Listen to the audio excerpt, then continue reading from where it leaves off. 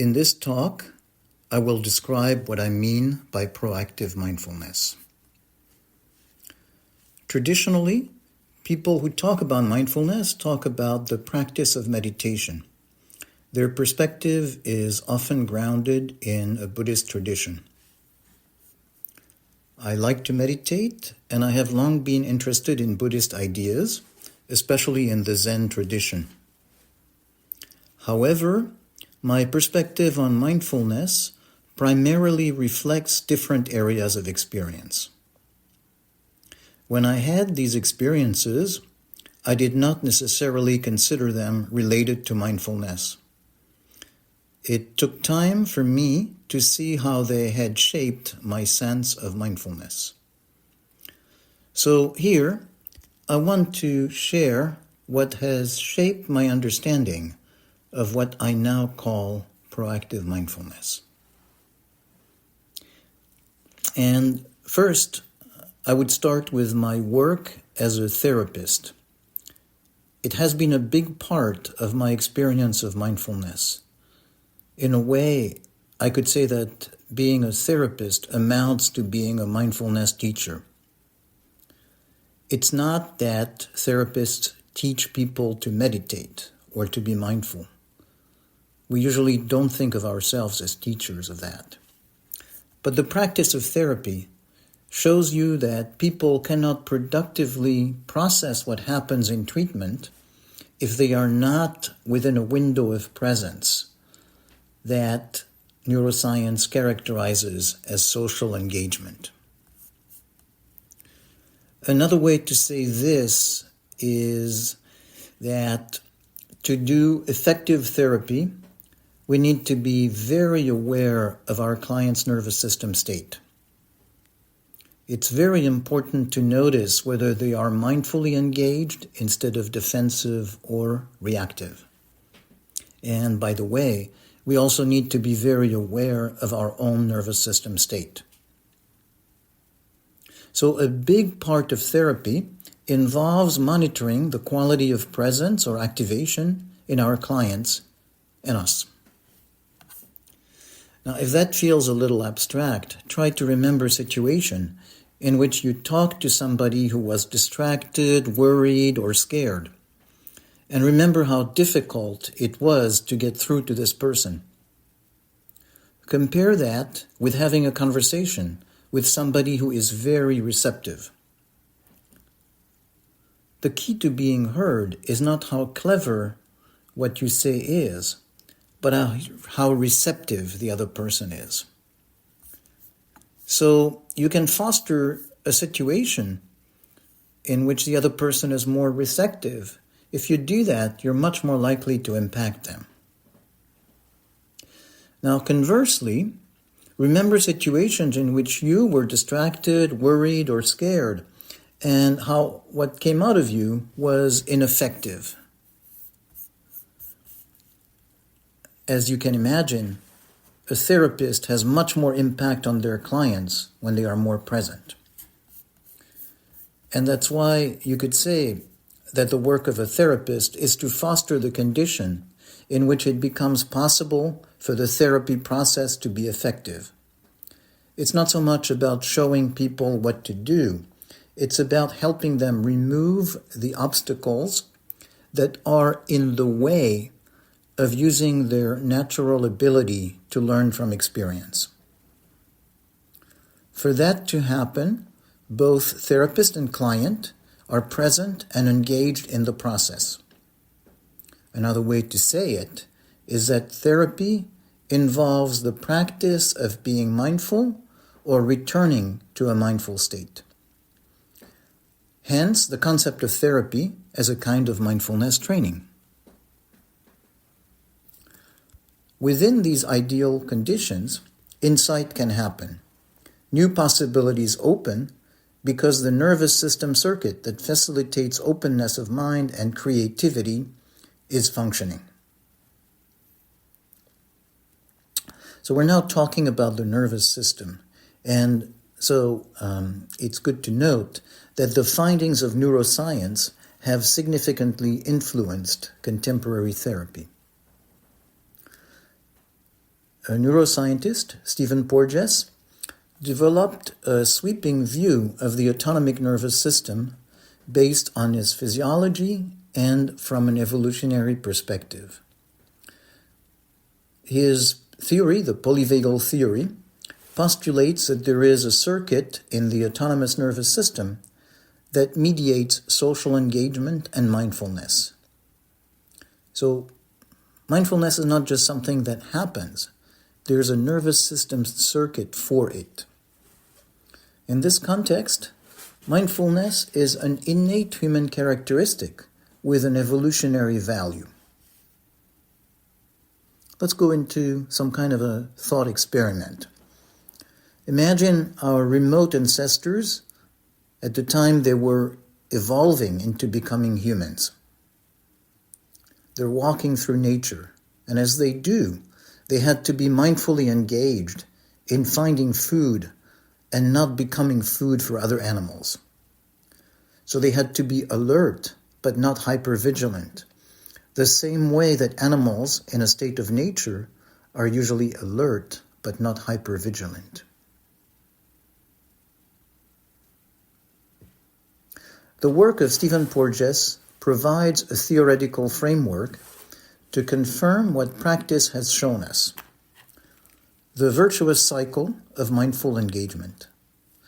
The more we engage in what we do, the more we progress on the continuum between mindless and mindful, and reactive versus proactive. So now I want to talk about another significant influence for me, and it has been the practice of what Eugene Gendlin called focusing. I will briefly describe this practice to show how it has shaped my understanding of mindfulness. So, to start, forget what your associations are with the word focusing. They probably have to do with notions such as laser-focused, which implies an intense concentration. And this notion would be very misleading for what I'm about to describe. The practice came from a study that Eugene Gendlin conducted as he wanted to understand why some people benefit from therapy more than others. He expected the key factors to be related to what the therapist did. Instead, he found that by far the significant difference between successful and unsuccessful outcomes was about the clients. He noticed that the clients who had the ability to pause and reflect during a therapy sessions were the ones that were much more likely to have successful outcomes.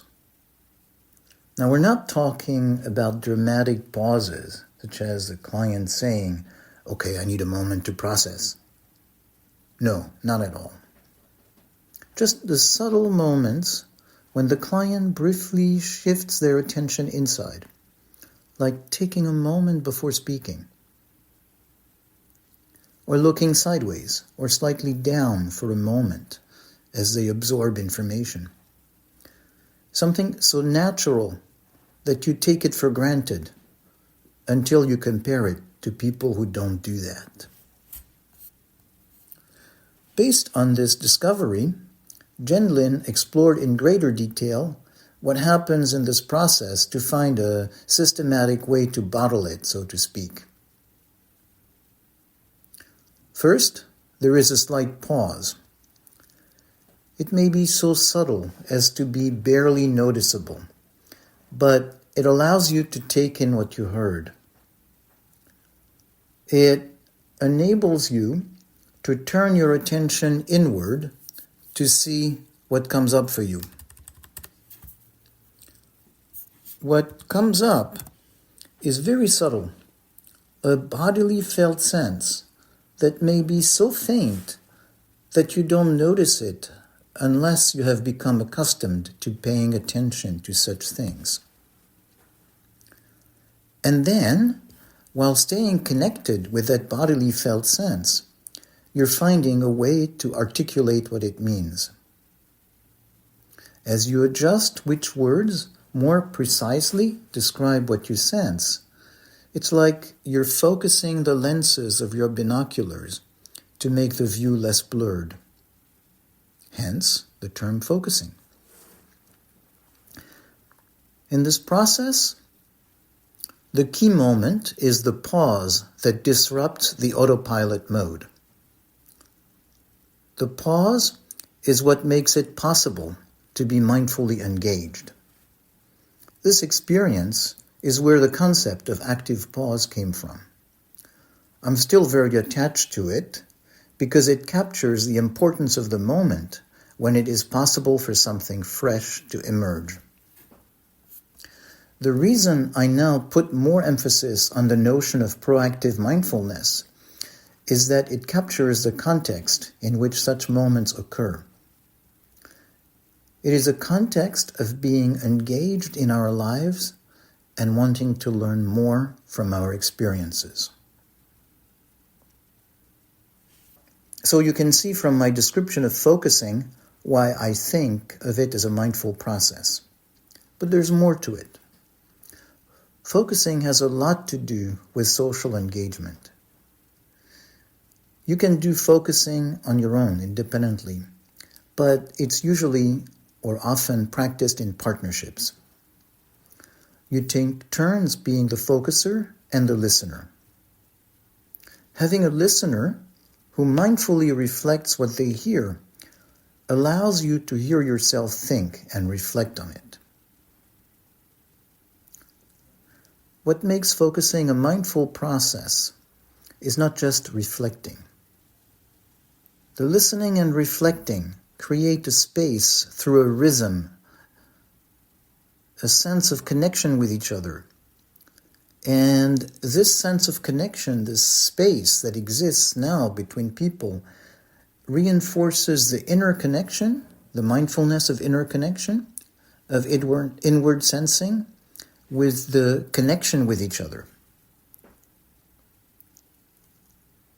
If you don't think of mindfulness as a kind of activity, but as a state of the nervous system, you can see how effectively connecting with another person fosters mindfulness. Social engagement and mindfulness go hand in hand. And this is why I much prefer what I call relational meditation to meditating on my own. Relational meditation means meditating with a friend or a small group. After the meditation part, we take a moment to each briefly and mindfully reflect on what came up during the meditation. What is connecting us is not just the talking. It is also that during the meditation, you're aware that you're in a setting where you are soon going to be talking. This awareness increases the sense of connection and social engagement, which is very useful in fostering mindfulness. Again, mindfulness is a state of the nervous system that has to do not just inner connection, but also interconnection.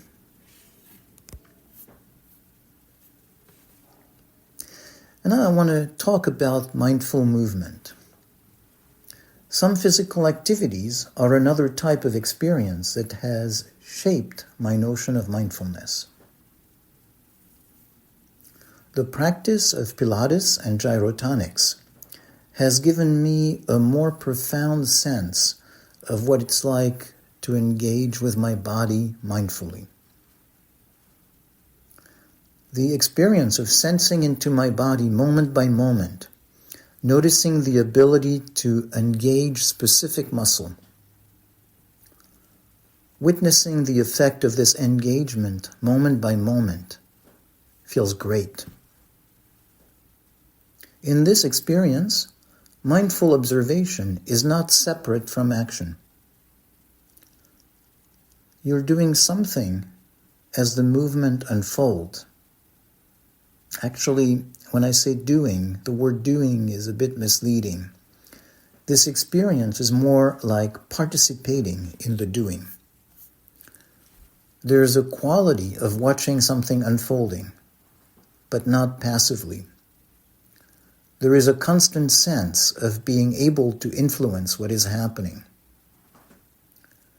So this is doing, but not in the traditional sense of unilaterally making something happen. Maybe it's more akin to what happens when a bird uses the air currents to flow in the sky. They're flying, but they're also carried by the air currents. And I want to talk about other activities that involve mindfulness. So I hear from golfers how critical mindful engagement is to good golfing. I'm not a golfer, so I do not have direct experience with it. For me, the physical activity that has had an influence is skiing. In skiing, the body responds to the terrain. Unlike yoga, this is not just a dialogue with the body. It happens in the context of interaction with the terrain. The downhill, the moguls, the quality of the snow.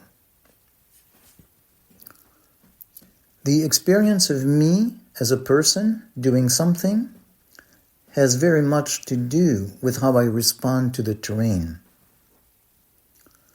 There are exhilarating moments of feeling my body moving harmoniously with the slope. At such moments, it feels like I'm being moved instead of forcing the movement. But being moved not in a passive way, not like an object falling down the mountain. It very much has the sense of being involved in being moved. And because of the element of danger, there is also the presence of all the baggage from the past about danger. Skiing involves facing this baggage as part of the present moment, noticing the difference between moments when I can anticipate a turn versus moments when past experiences hijack my mind and I'm unable to do the anticipating. And so, where do we get from there? Mindfulness involves being in the moment, but being in the moment is not some sort of spiritual state. It means dealing with life's challenges. It means being aware of the uncertainty and possibly danger present in the situation. It includes doing our best to disentangle ourselves from the impact of past baggage, but not taking for granted that we can do so. It means being as alive as we can be. We become more alive as we engage more fully with life. Engagement is not a concept. It is very much rooted in the body. This is why proactive mindfulness starts with engaging in our body.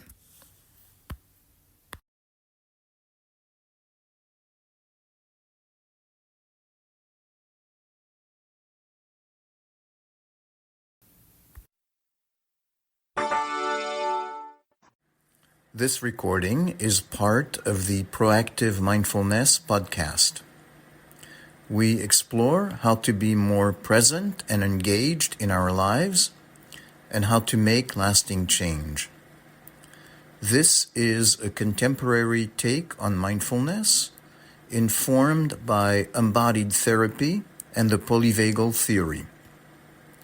You can find more articles and videos on the website proactivemindfulness.com.